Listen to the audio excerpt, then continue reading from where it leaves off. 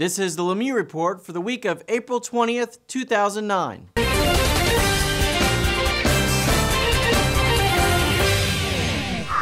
Topic 1. Legislative Session Update. With just 2 weeks left to go in the 2009 legislative session, House and Senate versions of the only piece of legislation that state lawmakers are constitutionally required to pass remain $549 million apart. Decisions on two critical revenue sources, dollar pack increase on cigarettes and gaming, will determine whether the two chambers can reach agreement. Originally, the Seminole Compact included only slot machines and blackjack, but the Senate bill would add craps and roulette. The House version of the bill has yet to pass and would limit gambling operations at the Seminole Tribe's 7 casinos to slot machines only. Budget bottom line. Look for lawmakers to agree on raising the cigarette tax and settling on a compact more in line with the original agreement negotiated by the governor in 2007.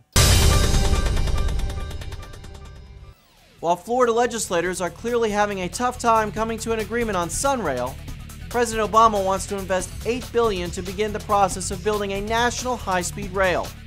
The first round of funding would be used to upgrade and increase production speeds of existing lines, quickly creating construction jobs. Next, planners would focus on mapping out high-speed rail corridors to be built after the original phases of the project are completed. Cities will have to compete to be selected for the new plan. Bottom line, this is the right thing to do with federal stimulus dollars. A high-speed rail corridor would benefit the entire state and provide relief to travelers who are tired of standing in long airport lines or getting stuck in traffic jams.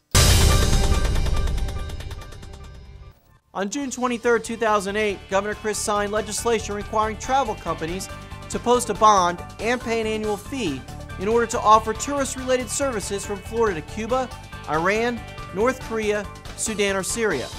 16 Miami-based travel agencies filed suit, alleging that the new law unfairly discriminated against travel agencies specializing in trips to Cuba, as Florida airports do not offer direct flights to the other countries. As predicted by the LeMieux Report last July, federal judge Alan Gold found the law unconstitutional in a decision rendered last week. Bottom line, regardless of the political issues surrounding Cuba, travel to foreign countries from the United States falls within the federal government's jurisdiction and is therefore beyond the reach of any state. Judge Gold got the law right. House and Senate leaders hope so. Legislation currently moving through the committee process attempts to convince State Farm and other companies with large amounts of capital to again write new homeowners insurance policies for Florida consumers. The law would allow companies to sell homeowners insurance policies without rates being approved by state regulators. If the new insurance legislation passes, companies like State Farm would not have to apply for rate increases with the Office of Insurance Regulation. Bottom line, while leaving the setting of prices to the marketplace makes sense in the abstract, consumers will have a different opinion when they open their insurance bill and visit the ballot box. This legislation is not likely to pass, and if it does, look for a veto from Governor Christ.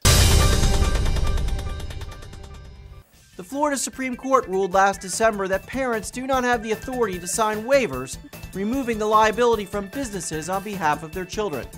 For example, a waiver removing a gym's liability should a child be injured during a gymnastics class would not be enforceable. The ruling is lauded by trial lawyers, but has caused an uproar in the business community. Pending legislation would reinstate the waivers, allowing parents to assume risk on behalf of their minor children. Proponents of the legislation come in two forms: parents and business owners. Parents argue that they have the right to determine their children's activities. Business owners point to increased insurance costs, leading to increased fees for consumers. Bottom line, parents should have the ability to sign waivers allowing their children to participate in activities with an inherent risk. But businesses should not get a pass on injuries caused by clear cases of negligence.